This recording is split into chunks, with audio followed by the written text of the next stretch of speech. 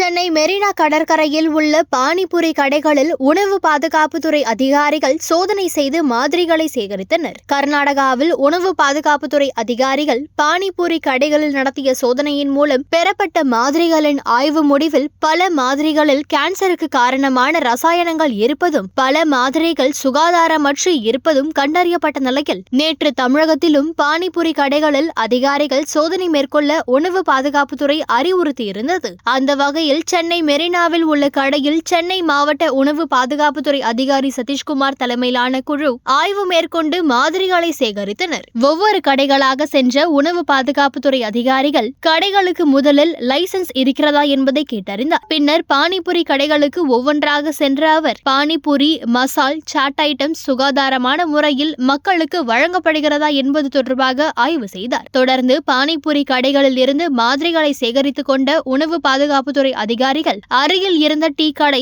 Chips கடைகளிலும் தங்களது சோதனையை மேற்கொண்டனர். பானிபூரி கடைகளில் இருந்து பெறப்படும் மாதிரிகள் ஆய்வகத்திற்கு அனுப்பப்பட்டு அதில் என்ன வகையான ரசாயனங்கள் கலக்கப்பட்டுள்ளது, கேன்சர் பாதிப்புகளை ஏற்படுத்துமா, சுகாதாரமான முறையில் இருக்கிறதா என்பது தொடர்பாக ஆய்வு செய்யப்படும். இதனைத் தொடர்ந்து சென்னை உணவு பாதுகாப்புத்துறை அதிகாரி சதீஷ்குமார் பேட்டியளித்த போது, சுகாதாரமான முறையில் பானிபூரி தயார் செய்யப்பட்டால் மக்கள் தாராளமாக சாப்பிடலாம் என்று கூறியுள்ளனர்.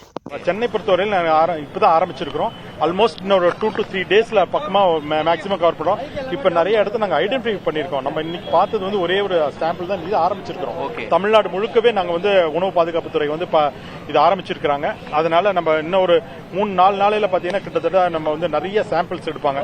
ஸோ அந்த சாம்பிள் ஸ்டடி பண்ணணும் தெரியும் நம்ம ஊர்ல இது மாதிரி இருக்கு.